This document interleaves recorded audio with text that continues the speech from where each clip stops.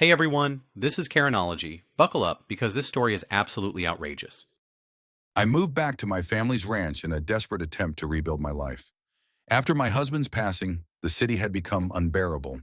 Its endless noise a cruel contrast to my grief. The ranch, nestled on the outskirts of a sleepy town, offered the quiet I craved. But peace was a fragile illusion, as I'd soon discover. The trouble started innocuously enough. A letter appeared in my mailbox, adorned with the insignia of the local homeowner association. At first, I thought it was some mistake. My ranch was over a mile from the nearest suburban development. I wasn't part of any association. The letter, however, insisted otherwise. As a resident within our jurisdiction, you are required to adhere to the community guidelines. Failure to comply will result in penalties. It detailed a litany of absurd rules, restrictions on fence height, mandatory landscaping requirements, even a prohibition on certain animals. The kicker? A demand for unpaid dues totaling over $3,000. My blood boiled. I stormed into town the next day, the letter clenched in my hand like a weapon. At the Homeowner Association's office, a pristine, glass-fronted building, I confronted the receptionist. There's been a mistake.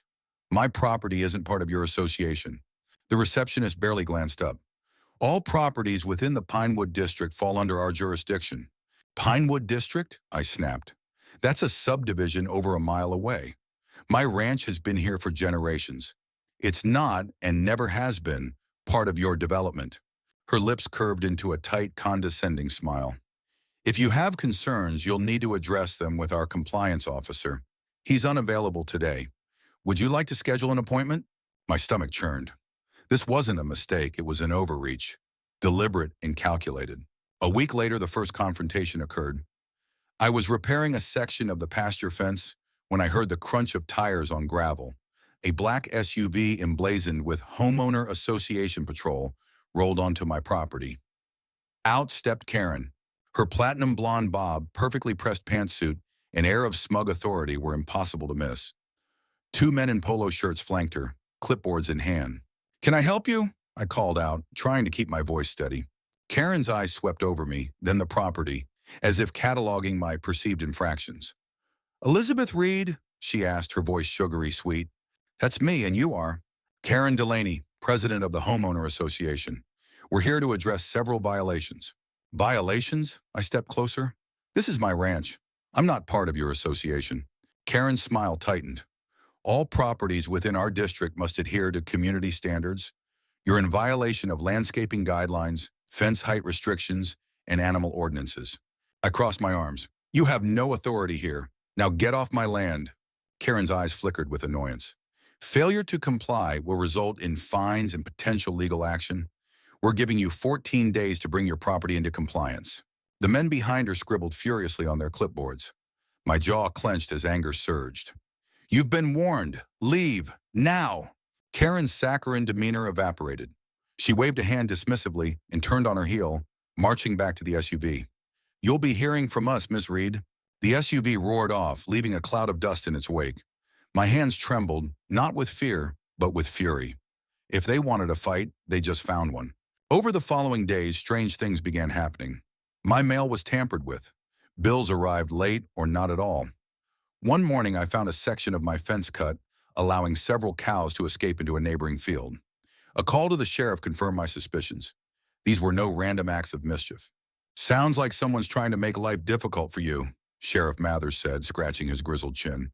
"Got any enemies?" "Just the Homeowner Association," I muttered. His eyebrows shot up.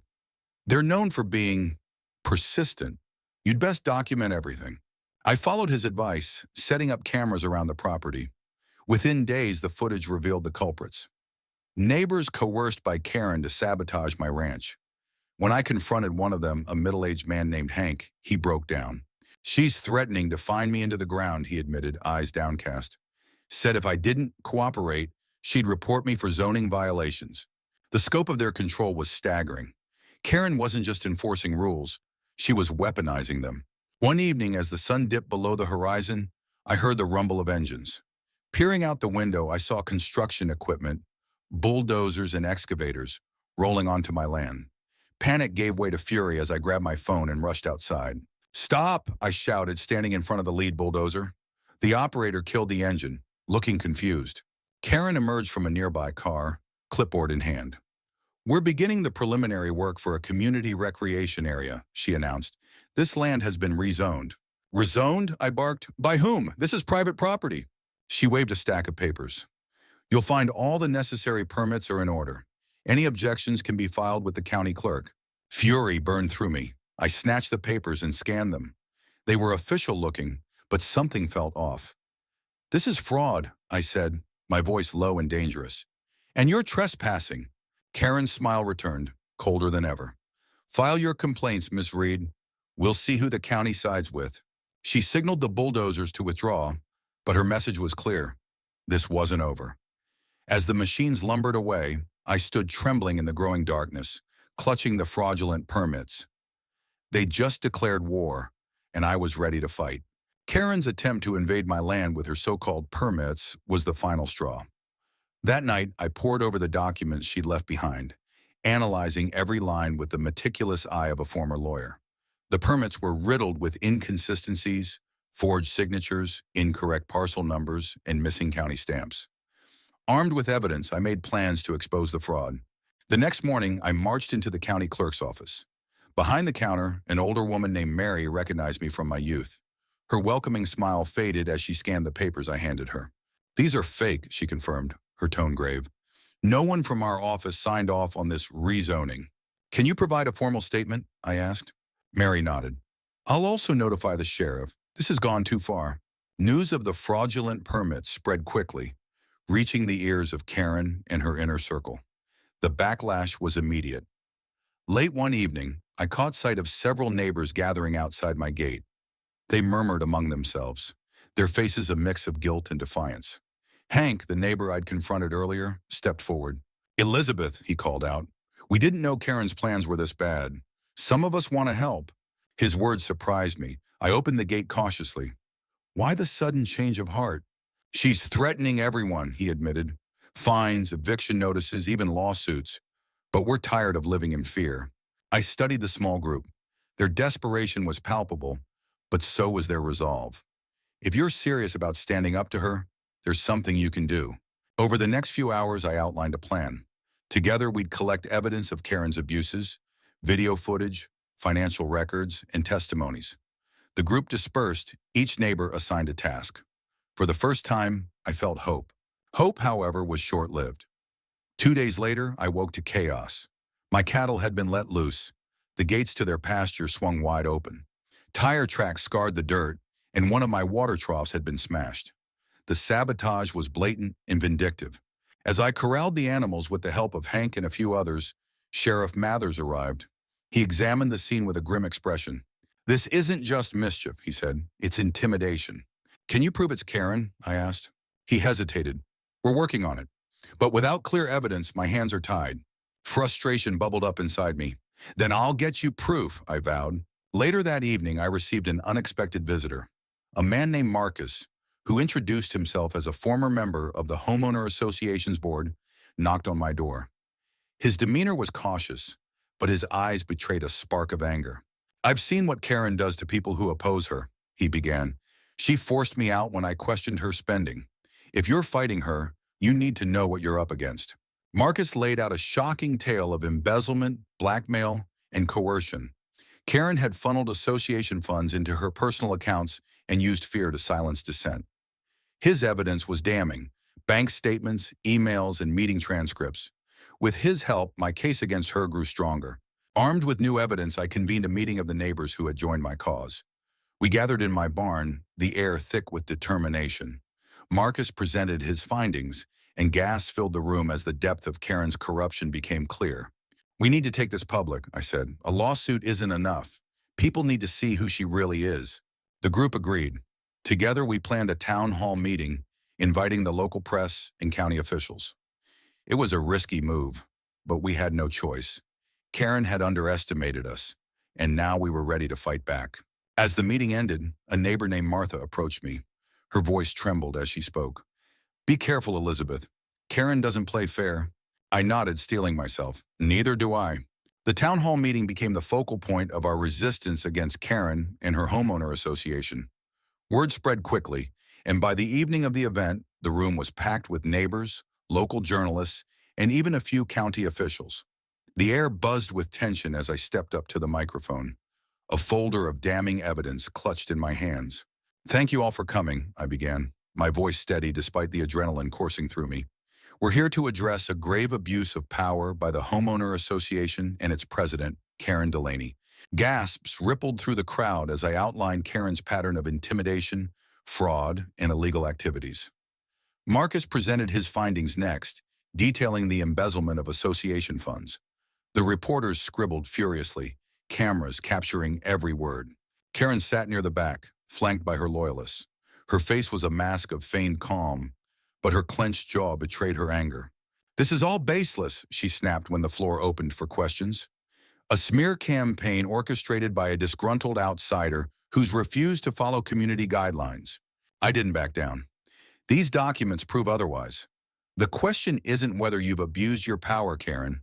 It's how long you've been getting away with it." The room erupted in heated debate, voices overlapping as neighbors began sharing their own stories of Karen's coercion. One man described being fined for a non-existent violation. Another recounted threats to demolish his property over a zoning dispute.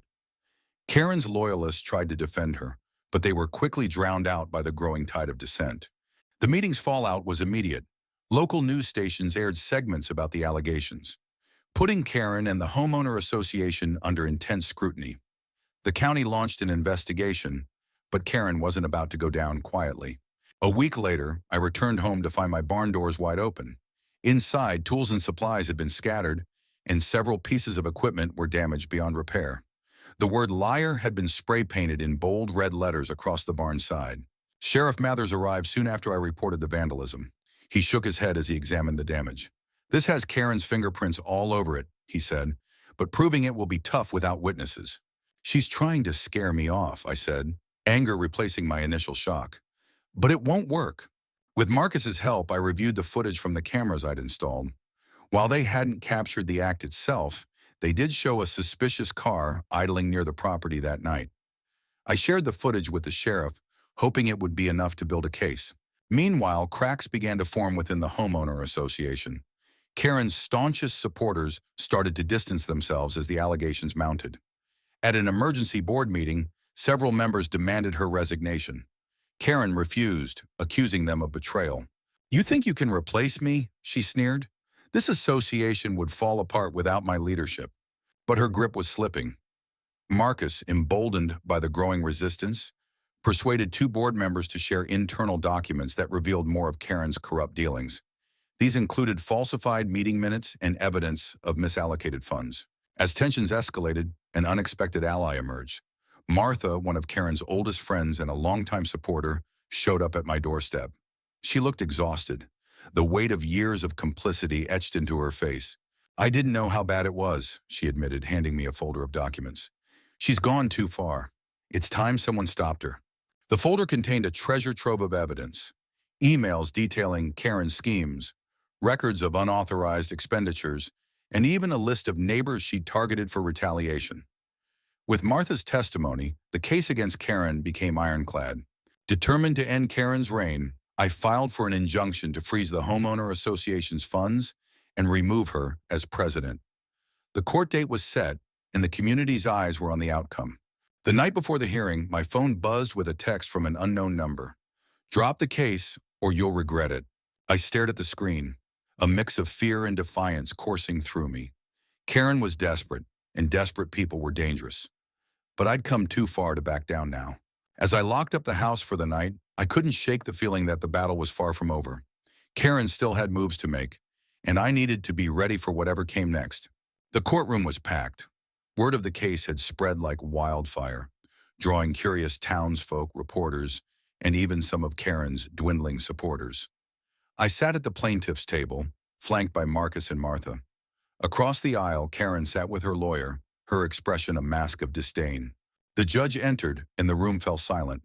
The hearing began with the presentation of evidence. Marcus and Martha's testimonies, coupled with the damning documents we had collected, painted a picture of a leader who had exploited her position for personal gain. The forged permits, embezzled funds, and targeted retaliation were undeniable. Karen's lawyer tried to dismiss the evidence as circumstantial, accusing us of orchestrating a vendetta. But the judge wasn't swayed. He granted the injunction, freezing the homeowner association's funds and suspending Karen from her position pending further investigation. The courtroom erupted in whispers as Karen stormed out, her face red with fury. It was a victory, but I knew better than to celebrate. Karen wasn't the type to go down without a fight. That night, my worst fears were realized. I woke to the sound of shattering glass. Rushing downstairs, I found my living room window smashed and a brick lying amidst the shards. Attached to it was a note scrawled in jagged handwriting. "You think this is over?" My hands trembled as I called the sheriff. "It's Karen," I said. "She's escalating." Sheriff Mathers arrived within minutes, his expression grim. "We'll increase patrols around your property," he promised, "but without direct evidence, it'll be hard to pin this on her." Frustration burned in my chest. How far would Karen go to cling to her power? Despite Karen's attempts to intimidate me, the tide had turned. More neighbors came forward with their own stories of harassment and unfair treatment. Together, we organized a community meeting to discuss dissolving the homeowner association altogether. The idea was radical, but it gained traction as people realized how much power Karen had abused. The meeting was held in the town's community center. Over 100 people showed up, filling the room with a sense of unity and determination. I addressed the crowd, sharing my experiences and encouraging them to vote for change. "We've seen what happens when one person has too much control," I said. "It's time to take back our rights and rebuild this community on trust and fairness." The applause was deafening. 2 days before the community vote, Karen made her final play. Early in the morning, construction equipment rolled onto my property. This time, they didn't stop at the fence. By the time I arrived, they'd already torn up a large section of my pasture. I blocked the bulldozer with my truck, refusing to let them proceed. Karen arrived shortly after, flanked by her remaining supporters. "You're trespassing," I yelled. "Get off my land." Karen smirked, holding up another stack of papers. "These permits are legitimate," she said. "This land is being developed for community use." I snatched the papers from her hand and scanned them. They were identical to the forged permits we'd already exposed. My anger boiled over. "This ends now," I said, stepping closer. "You've lied, stolen, and bullied your way through this community, but it stops here." Karen's confidence wavered as more neighbors arrived, drawn by the commotion. They surrounded her, their expressions ranging from disappointment to outright anger. Sheriff Mathers arrived moments later, his patrol lights flashing. After reviewing the situation and the fraudulent permits, he placed Karen under arrest for trespassing and fraud. Her supporters scattered, leaving her to face the consequences alone. With Karen out of the picture, the community voted overwhelmingly to dissolve the homeowner association. The process was lengthy and required legal oversight, but the sense of relief was palpable. Marcus and I worked together to help neighbors reclaim their properties and resolve lingering disputes. Martha, eager to atone for her role in Karen's reign, became an advocate for transparency and fairness in the community. As for me, I finally found the peace I'd sought when I returned to the ranch. The scars of the battle remained, but they served as a reminder of what we'd accomplished together. For the first time in years, the ranch felt like home again. The arrest of Karen Delaney sent shockwaves through the town. Her downfall was splashed across local headlines, and whispers of her schemes reached even those who had once supported her. For the first time in years, the community seemed to breathe easier. But my fight wasn't quite over. The fraudulent permits Karen had used to justify her actions needed to be formally annulled, and the damages to my property had to be addressed. I filed a civil lawsuit against Karen and the remnants of the homeowner association, seeking compensation for the destruction they had caused. The trial began a month after Karen's arrest. It was a small courtroom, but every seat was filled. Karen's once polished demeanor had crumbled. She looked gaunt and weary as she sat at the defense table. Her lawyer tried to paint her as a victim of bad advice, but the mountain of evidence against her was insurmountable. Marcus testified first, detailing the financial irregularities and Karen's systematic abuse of power. Martha followed, her voice steady as she described Karen's threats and manipulations. I took the stand last, recounting the vandalism, intimidation, and the illegal construction on my land. Each word was laced with the frustration and pain I had endured. The jury deliberated for less than 2 hours before returning a verdict. Karen was found guilty of fraud, trespassing, and embezzlement. She was sentenced to 5 years in prison and ordered to pay restitution to both me and the affected neighbors. With Karen behind bars, the dissolution of the homeowner association moved forward smoothly. Marcus spearheaded the effort, ensuring that every neighbor's concerns were addressed. The community pooled resources to repair the damages caused by years of mismanagement, and a new sense of camaraderie emerged.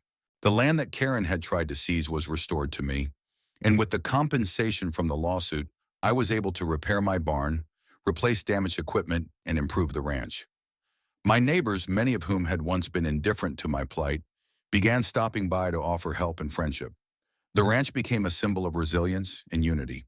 Months passed, and life on the ranch finally settled into a rhythm. The fields flourished, the animals thrived, and for the first time in years, I felt at peace. But the battle with Karen and the homeowner association had taught me something invaluable: the power of standing up for what is right. One evening, as the sun dipped below the horizon, Marcus stopped by. He'd been instrumental in rallying the community, and we had grown close during the ordeal. "You did something incredible here," he said, leaning against the fence. "You reminded people that they don't have to accept corruption and fear." I smiled, looking out over the land my family had cherished for generations. It wasn't just me. It was all of us. Karen's actions left scars, but they also united a fractured community. The experience became a lesson in accountability and the strength of collective resistance. Over time, the town's story became a cautionary tale, inspiring neighboring communities to examine their own governance and demand greater transparency. As for me, I found solace in the ranch's rolling hills, in the quiet satisfaction of a hard day's work. My life had been upended, but I emerged stronger and more determined than ever to protect what was mine. The homeowner association was gone, Karen's grip on the community broken, and my ranch stood as a testament to the power of perseverance and justice. Sometimes the most peaceful places must endure the fiercest battles to truly be free.